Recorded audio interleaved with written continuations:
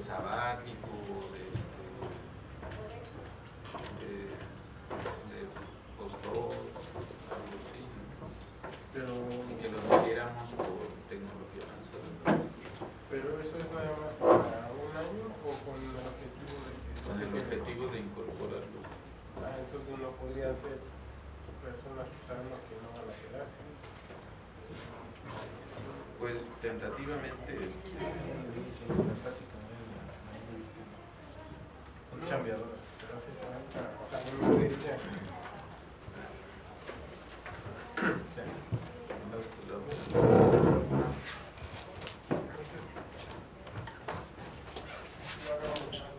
Ya, ¿verdad? Luis, ¿ya? Bueno,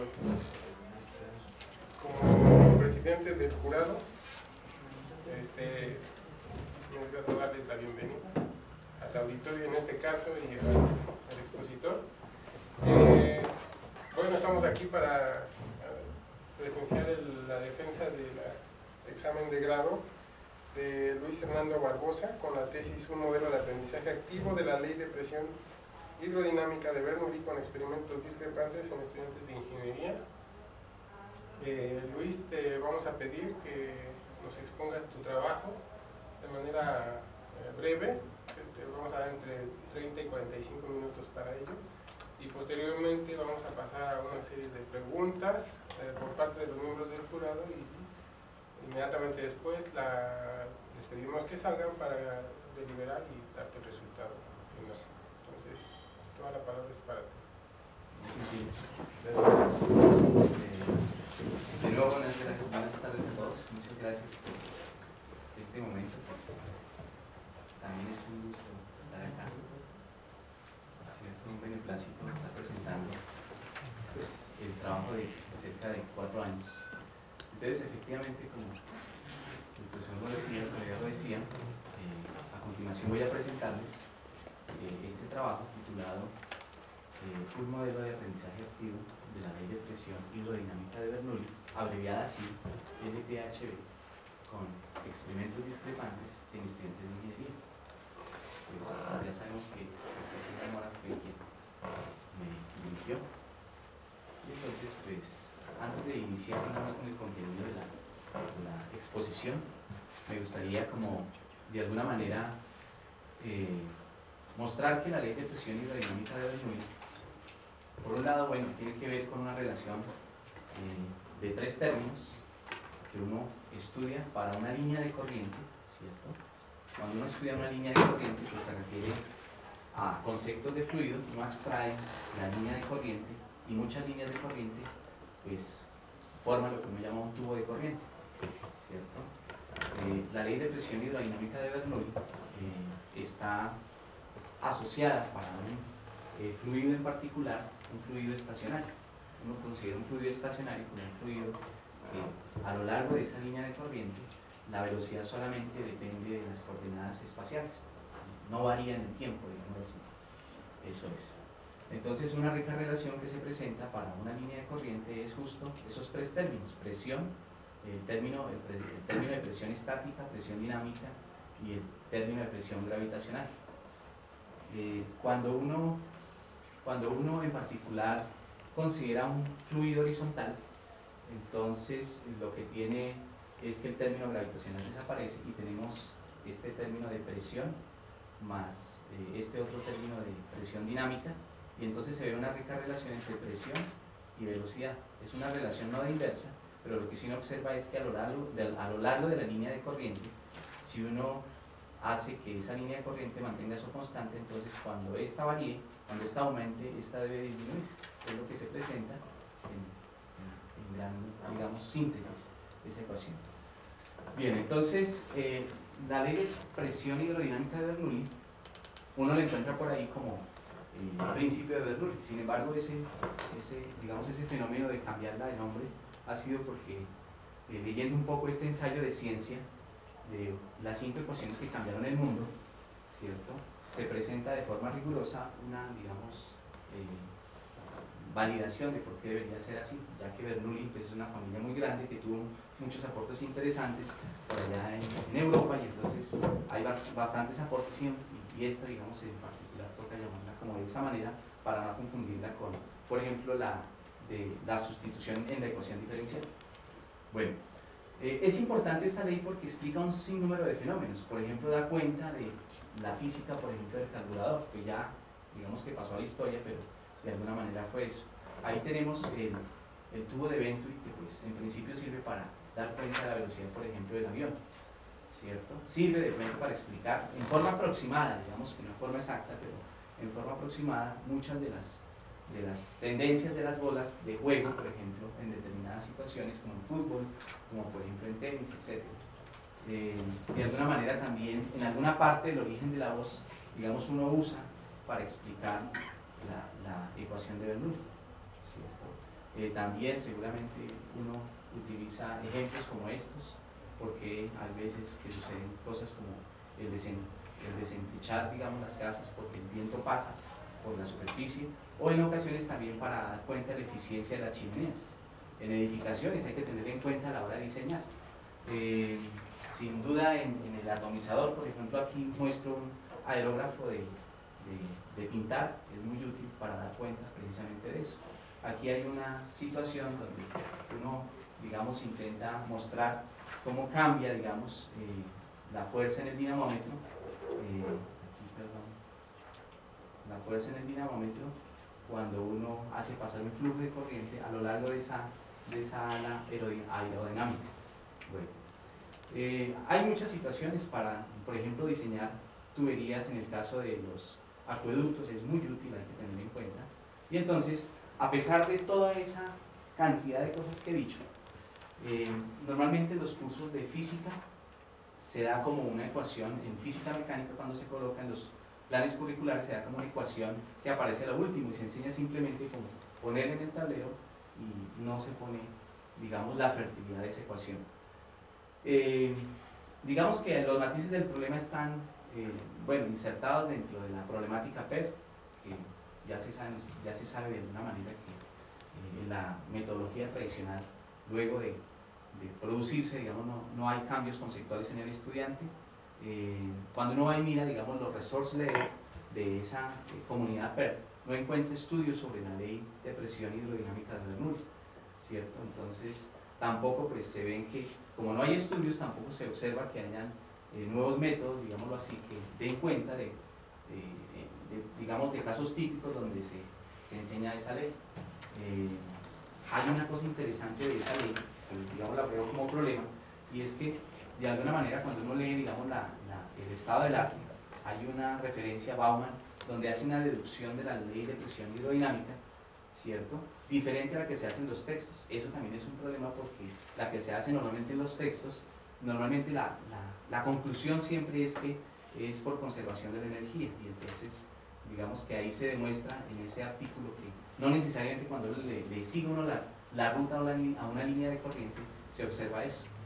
Bueno, hay un gran debate internacional sobre misapplication. Eso todavía no se tiene muy claro porque es un debate, digamos, muy reciente. Y bueno, pues no existen, como no hay estudios, tampoco existen, digamos, tests que permitan dar cuenta de la evolución del aprendizaje a través de este concepto. No hay evidencia, digamos, realmente de misconcepción.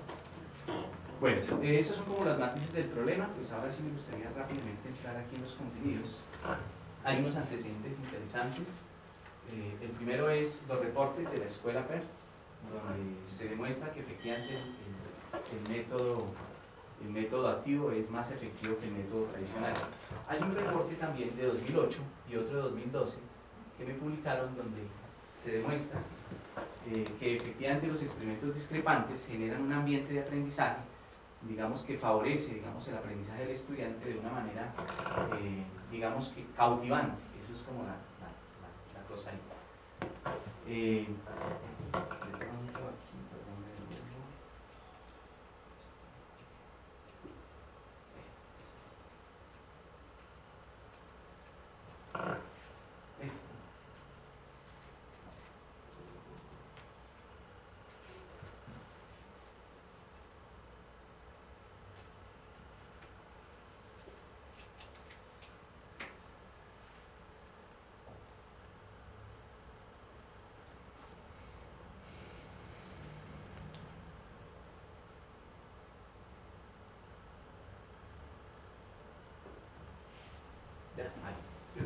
más bien con el mouse. Bueno, entonces, digamos que ante esa situación que se presenta, que trataba de ilustrar, por un lado el problema, digamos, antecedente, y por otro lado, de que hay una manera, digamos, como de cautivar al estudiante para favorecer su aprendizaje. Entonces, digamos que planteé, por un lado aquí la hipótesis, problema-hipótesis. El problema que se plantea ahí es, esa es la pregunta, digamos así, ¿qué modelo de aprendizaje puede establecerse para incorporar esa ley, ¿cierto?, en ambientes escolares de ingeniería, pero mediante uso de los experimentos discrepantes, ya que se mostraban como una herramienta útil. Bueno, digamos que la hipótesis que yo planteo es esa, que un modelo de aprendizaje mediado con experimentos discrepantes y guiado por la metodología POX, ¿cierto?, origina un ambiente adecuado y efectivo para incorporar esa ley, ¿cierto?, en esos ambientes escolares. Esa es como la pregunta que se va a resolver en el trabajo, ¿cierto?, todo el tiempo. Y tratar de dar cuenta de eso, pues más o menos implica, digamos, específicamente ponerle cuidado a esas preguntas. Una pregunta es esa: ¿qué montajes permiten favorecer la incorporación de esa ley, ¿cierto? Otra es: ¿qué ideas previas de la ley se puede establecer, se pueden identificar a partir de eventos discrepantes, ¿cierto?, que permita la construcción de un test, porque el test va a ser el instrumento que me permita dar cuenta de la evolución del aprendizaje, ¿cierto?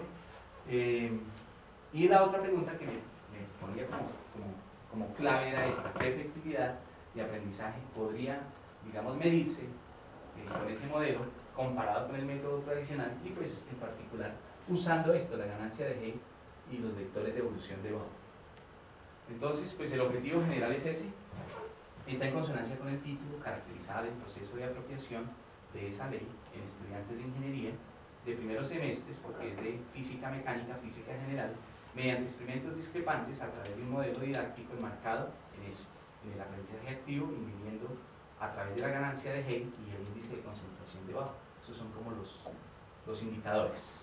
Bueno, ahí hay unos objetivos específicos, pero me gustaría volver para no demorarme tanto. Hay unos presupuestos teóricos, ¿cierto?, como por ejemplo el marco conceptual en el que está esa ley. Ese marco conceptual lo puse así, de esa manera, porque realmente una cosa que uno se pregunta a la hora de plantear una metodología es eso: es complicado llegar a esa ley, porque antes de esa ley hay como una fase, digamos, de conceptos que deberían, digamos, como tenerse, ¿cierto? Hay otra como fase, digamos, un poco más allá, en primer nivel, que son, por ejemplo, estos, y hay veces que incluso se tienen problemas con rapidez, fuerza, pues entonces llegar ahí realmente no es tan simple. Eso, digamos, implica de alguna manera un esfuerzo mayor. Bueno, hay presupuestos teóricos, digamos, que dan cuenta también de esto, y es que de alguna manera los experimentos discrepantes son interesantes y además promueven un ambiente, digamos, adecuado para la enseñanza, porque generan siempre eso, disonancia cognitiva. Entonces la disonancia cognitiva alguna vez estuvo por ahí en el 57, reportada por Festinger León. Hay un libro donde reporta que la disonancia generalmente es un estado desequilibrante, y ese estado desequilibrante de alguna manera hace que la gente se movilice para tratar de lograr consonancia, coherencia interna, y lograr coherencia interna pues implica en esa movilización aprender. Bueno, digamos que hay presupuestos también de los indicadores que uno usa, digamos, para medir el aprendizaje: la ganancia de Hay y el factor de concentración de Bauer, ¿cierto? Hay presupuestos, no sé, aquí,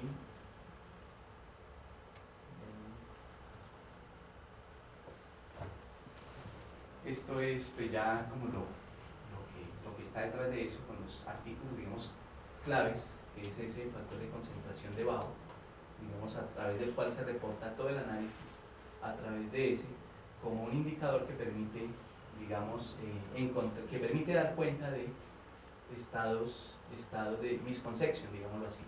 Bueno, ahí hay por supuesto más marco teórico, pero me gustaría avanzar en eso. Entonces el proceso, digamos, de encontrar, digamos, lo que valide, y como el objetivo era plantear una metodología basada en POX. Entonces, aquí hay unas guías control que se debió construir, ¿cierto?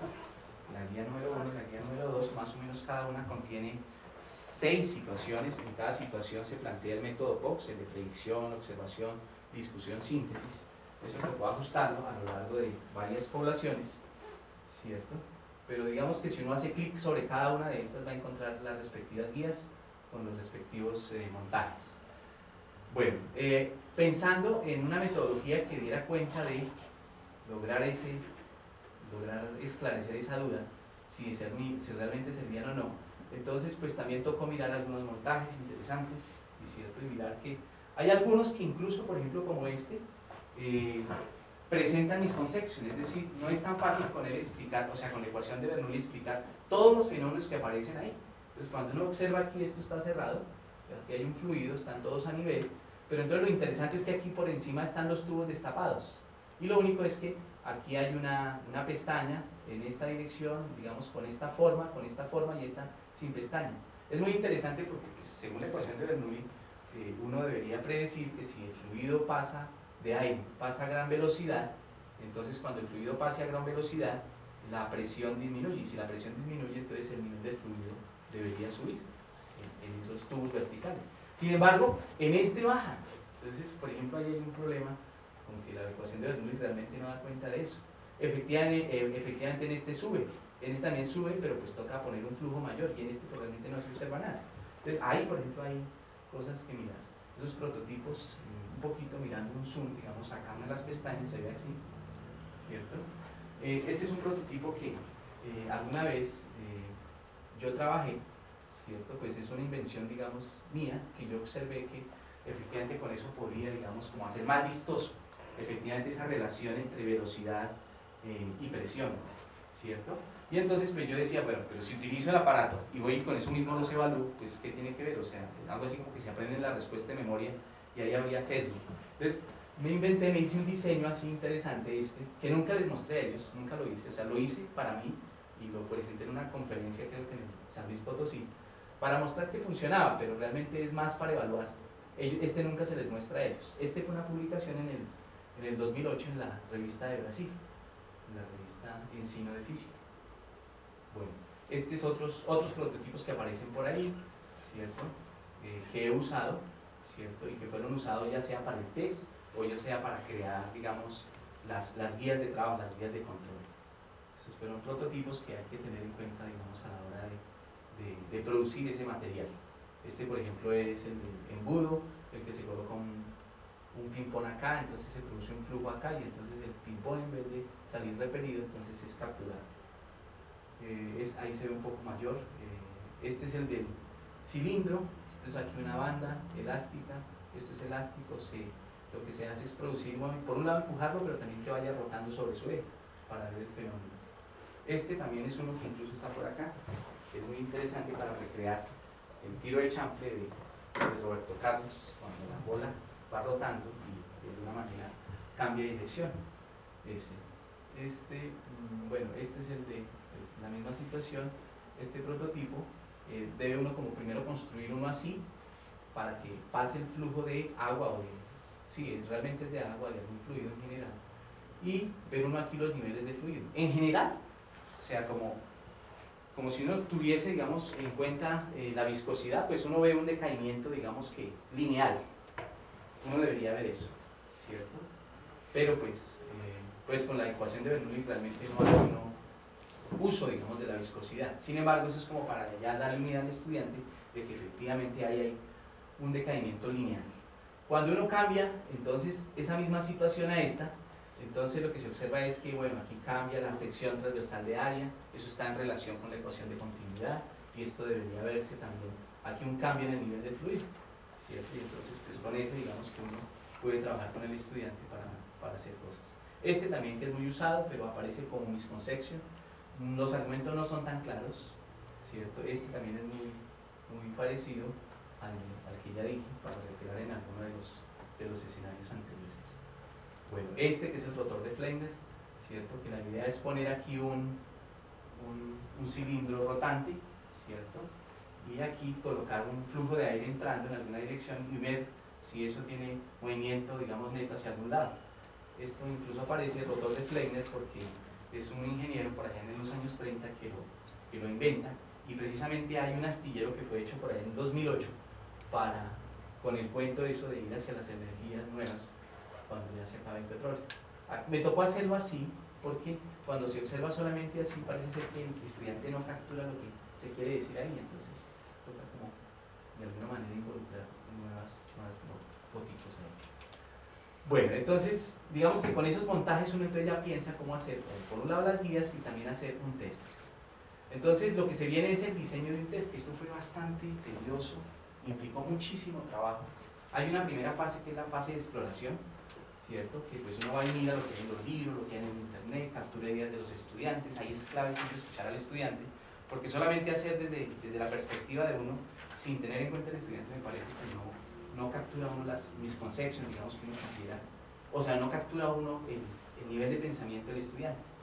Hay una fase de exploración donde uno pues también mira los artículos, hay videos que toca mirar, hay unas primeras preguntas que se hacen, uno trata de hacer esas preguntas a través de quizzes, evaluaciones, y empieza uno a redactar las primeras versiones, digamos, beta del test. Esa fase fue compleja, pero pues digamos es interesante. Hay una segunda fase, que es la fase de validación. Y en la fase de validación entonces uno ya tiene, digamos, casi que un test borrador, pero pues para eso entonces ya toca cuadrar, construir, toca hacer una lectura, incluso ojalá que no sea de las personas afines a la ciencia, sino que sean personas que simplemente van a mirar corrección de lectura de lo que quieren entender ahí, ¿cierto? Ahí se ajusta una primera versión, yo lo llamo una versión beta ajustada, ¿cierto? Para imprimir, y ahí entonces cuando uno imprime las copias, y ahora sí se las entrega a un conjunto de expertos. Entonces los expertos más o menos, como fueron como 15 profesores, sin embargo de esos tantos profesores, ¿cierto? Con los que hubo interacción, digamos, y retroalimentación fue con estos profesores, uno de la Universidad de La Salle, el profesor Paco Talero es colega, que también está haciendo el doctorado, César Herreño, que es de la Universidad Distrital, Jaime Buitrago también es de la Universidad Distrital, y Luis Augusto Méndez también es de la Universidad Distrital. Ellos fueron las personas que, digamos, de alguna manera se sentaron conmigo y hicieron contribuciones de decir, oiga, si esta evalúa o no evalúa lo que queremos hacer.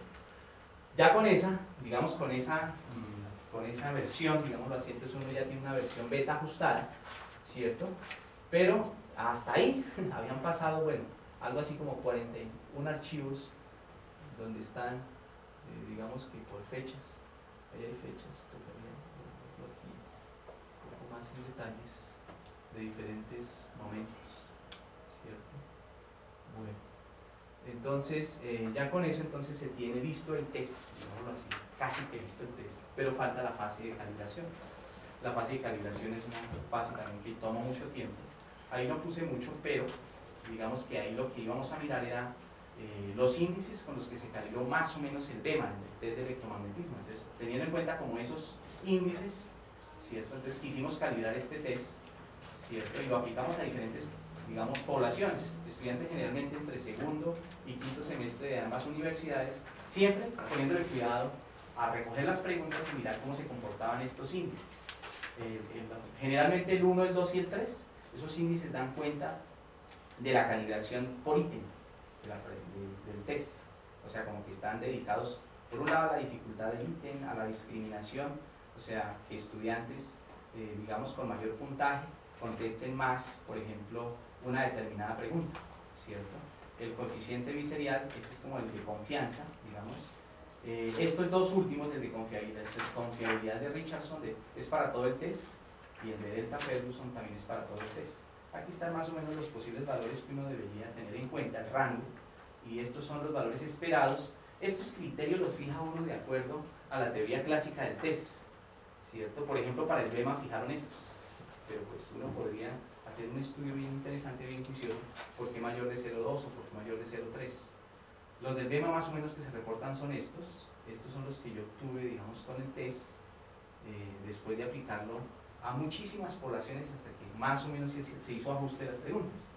Bueno, entonces más o menos está en consonancia. Este no lo he podido mejorar, realmente este es el que me ha tenido quieto para tratar de mandar un artículo a alguna revista, porque es el de Kuder-Richardson, que da cuenta de la confiabilidad del test, es decir, que el test aplicado en diferentes momentos, ¿cierto? Si no hay instrucciones en esa población, produzca los mismos resultados, ¿cierto? Ese no se ha podido ajustar muy bien. Sin embargo, algo que me dio esperanza es que estamos haciendo un estudio con el FSI para 10 universidades de Bogotá, y tenemos captura de datos como de 1000 personas, y lo que se observa es que para esa población incluso el FSI, que se consideraba como un test adecuado, no está dando dentro de los valores, está dando algo así como alrededor de 0,65, 0,61, incluso nos dio muy malo de 0,5. Bueno, entonces pues yo, ahí tengo como la esperanza de que eso se pueda mejorar. Aquí están las definiciones de pronto si se necesitan del índice de dificultad, es el número de preguntas, de opciones contestadas buenas sobre el número total de estudiantes. Aquí está el de confiabilidad, el de discriminación. Aquí le toca a uno de elegir dos poblaciones, los de bajo score y los de alto score, los de alto score y los de bajo score. Le toca a uno calcular la mediana, perdón, y entonces con esa mediana es el criterio para dar cuenta de quiénes son los de alto y quiénes son los de bajo, y entonces digamos que con esta expresión uno puede dar cuenta de ese índice de discriminación. El de consistencia biserial está en términos de el ítem bueno contestado, ¿cierto? Aquí también, esta es ¿cómo se llama? La desviación estándar, ¿cierto? El índice de dificultad, aquí está, ¿cierto? Y este es el de confiabilidad, ¿cierto? Que está en términos del número total de estudiantes, la frecuencia con que aparecen los scores, ¿cierto? Este es el número de preguntas del test, aquí también aparece el número de preguntas del test, y aquí el índice de dificultad, y aquí la varianza o la desviación estándar al cuadrado. Ahí están, pues, si se necesita. Pues digamos que ya ajustando unos últimos para una población de como de 63 de estudiantes, donde ya funcionó mucho mejor.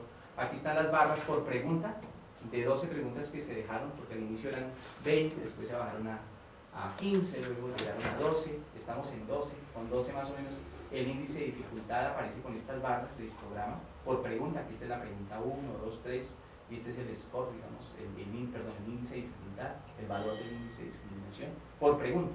Aquí se observa que, por ejemplo, la 6, en el caso del biserial, no es adecuada, ¿cierto? Como que sería tendencia incluso a seguir bajando, a quitarlo para que quede un test de menos preguntas. Estos son ajustes que ya hice después, sin las preguntas 6 y 7, a ver si mejoraron. Si 6 y 7 parece como más adecuado, tanto para el índice de dificultad, discriminación y biserial. Bueno, entonces, más o menos estos son los índices últimos, digamos, del último corrimiento que se hizo. Observen que cada E21, el Fuller-Richardson, aparece 0,59. Los demás aparecen muy buenos, incluso el Delta Ferguson, pero este Fuller-Richardson aparece 0,59. Está complicado ese pedazo. El test, entonces, finalmente, que queda es este. Sí, este es el test con varias preguntas. Esta, por ejemplo, es tomada del Mechanics. Hay un test de mecánica de fluidos, ¿cierto? Donde pues ahí precisamente la refiero, y los demás sí han sido pues todas inspiración, digamos, del grupo, mías y del grupo, ¿cierto? Entonces aquí está el test, ¿cierto? Aquí está el test. Aparece una versión allá en la tesis al final, como anexo. Esto es.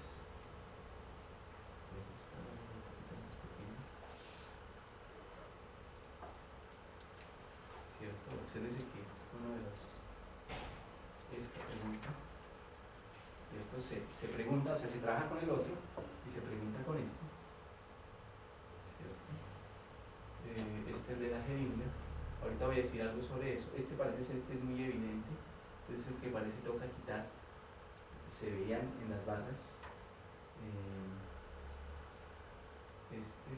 estos últimos, y este es el de este también tocó mejorarlo, aparecía un poco la figura extraña. Entonces cada vez hay ajustes y ajustes. Pues se supone que este quedó mucho mejor. Parece ser que no se entendía ese problema de la tercera dimensión, así solo verlo el estudiante no lo comprende, no entiende lo que quiere decir el ítem. Entonces eso es un problema. Al poner este dibujo parece ser que mejoran las cosas, porque si el estudiante entiende como que efectivamente la tercera dimensión es saliendo de la hoja,